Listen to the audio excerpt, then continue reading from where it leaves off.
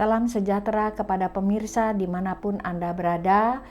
Kali ini kita kembali berjumpa dengan Paulus Rahel Ministry dengan topik bagaimana mensiasati keuangan di masa sulit ini.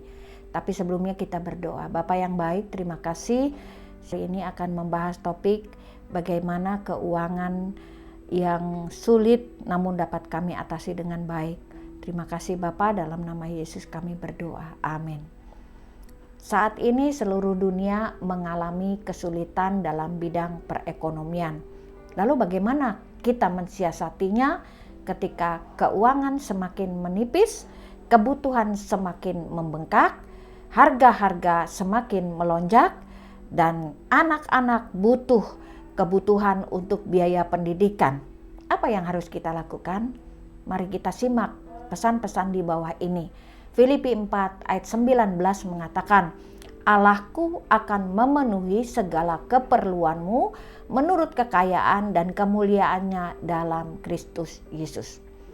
Jangan anggap remeh tentang kesulitan masalah keuangan, karena akan berdampak di dalam segala hal, di dalam segala aspek.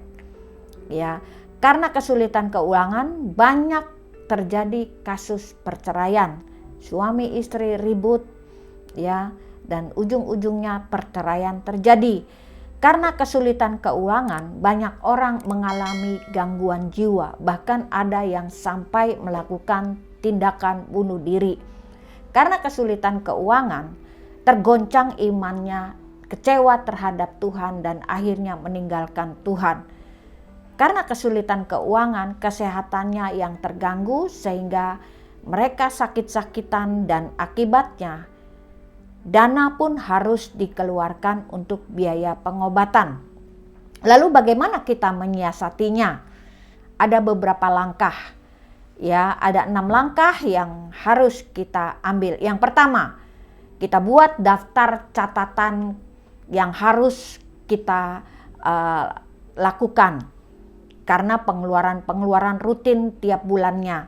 Firman Tuhan Amsal 21 ayat 5. Rancangan orang rajin semata-mata mendatangkan kelimpahan, tetapi setiap orang yang tergesa-gesa hanya akan mengalaminya. Jadi yang pertama, kita buat pengeluaran rutin yang dilakukan tiap bulan. Ya, supaya nanti kita lebih bijak bagaimana mengelola keuangan. Lalu kita buat yang kedua, buat pembagian kebutuhan yang urgent, yang primer, yaitu makan, minum, kontrakan, cicilan, uang sekolah, dan lain sebagainya. Lalu kebutuhan yang bisa ditunda, mungkin ada pengeluaran yang bisa kita bayarkan menjelang akhir bulan, itu kita pending dulu. Kebutuhan yang kena denda dulu atau kebutuhan yang benar-benar primer dulu yang kita utamakan. Lalu kebutuhan yang bisa ditunda. Lalu kebutuhan apa lagi ya? Kebutuhan yang bisa dihapus. Contohnya kita bisa menghapus membeli barang-barang branded, membeli baju-baju mahal atau lain sebagainya. Yang ketiga, bagaimana mensiasati keuangan yang sulit? Hilangkan gaya hidup konsumtif dan berhutang. Karena berhutang ujung-ujungnya membuat kita stres. Amsal 22 ayat 7, orang kaya menguasai orang miskin, yang berhutang menjadi budak dari yang menghutangi.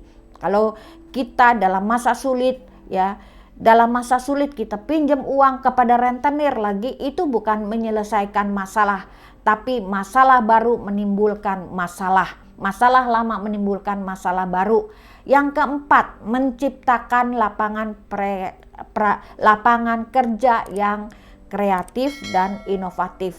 Ya, kita bisa menciptakan lapangan kerja bagi ibu-ibu, bisa saja masak, ya, lalu jual di online atau bikin kue titip di warung dan sebagainya. Ciptakan yang kreatif dan inovatif. Yang kelima, dalam kondisi sulit sekalipun diusahakan untuk menabung atau berinvestasi yang benar dan aman secara konsisten.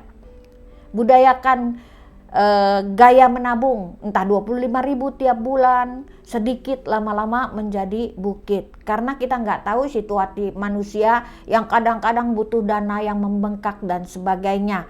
Dan hal yang utama dan terutama adalah melibatkan Tuhan dalam masalah ini dan tetap mengucap syukur. Amsal 3 ayat 9-10. Muliakanlah Tuhan dengan hartamu dan dengan hasil pertamamu dari segala penghasilanmu, maka lumbung-lumbungmu akan diisi penuh sampai melimpah dan bejana pemerahanmu akan meluap dengan air. Firman Tuhan penutup Filipi 4 ayat 19, Allahku akan memenuhi segala keperluanmu menurut kekayaan kemuliaan di dalam Yesus Kristus. Amin. Tuhan memberkati. Bapa, kami percaya yang sanggup memenuhi segala keperluan kami. Kami menyerahkan di masa sulit ini bangsa kami, teman-teman kami, sahabat kami yang sedang mengalami kesulitan keuangan, tidak membuat mereka menyerah dan berputus asa. Tapi mereka mengucap syukur sehingga pintu gerbang berkat Tuhan akan terbuka. Terima kasih Bapa, dalam nama Yesus kami berdoa. Haleluya.